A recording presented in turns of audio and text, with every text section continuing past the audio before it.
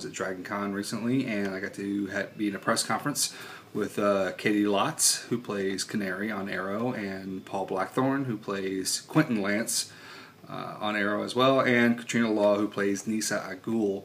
I will be posting the entire press conference that we did in written form, video form, all that stuff.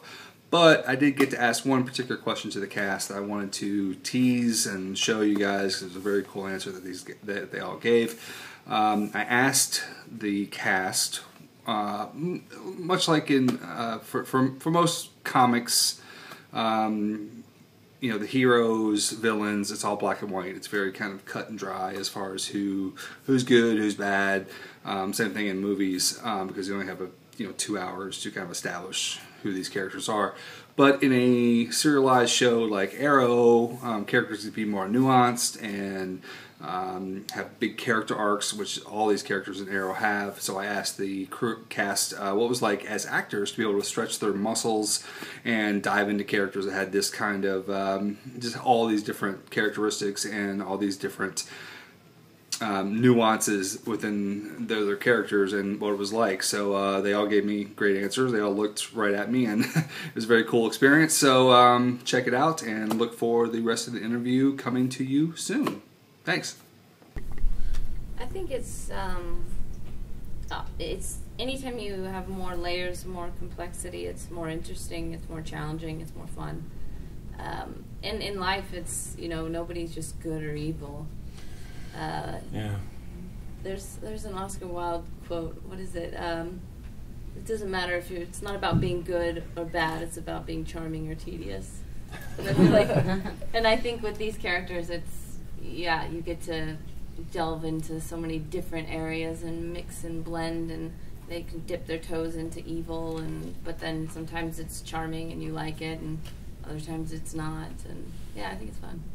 It's kind of interesting because that the medium of television obviously gives a chance to explore that. You take a film or a play, it's going to be a three-act structure, this happens, that, and then that, structure.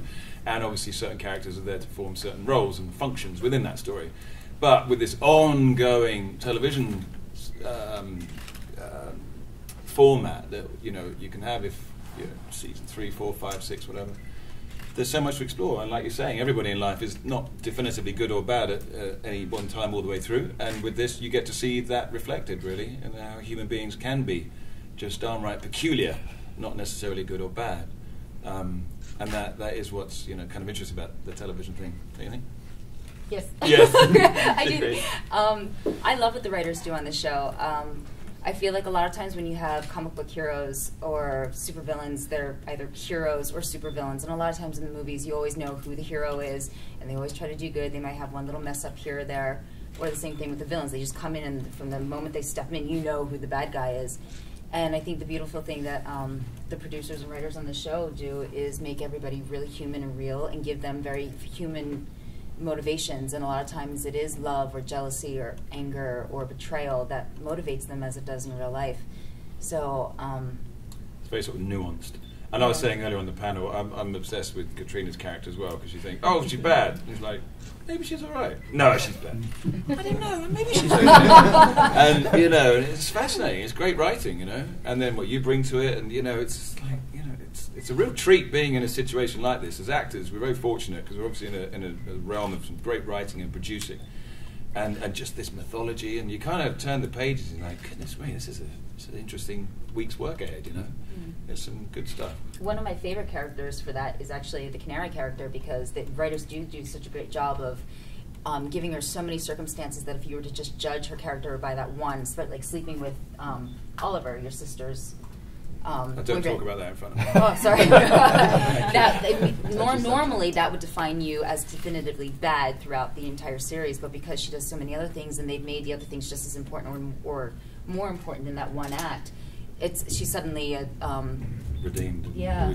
Yeah. They do such a great job with her character of just kind of like giving her all these nuances, and you don't know. And it's when you watch television, I feel like a lot of people want to instantly judge and instantly go, you're good, you're bad, you're white, you're black, you're this, you're that. And it's hard with any of these characters to put them into any kind of box. And I think that's the beauty of Arrow, so the writers do a good job of it.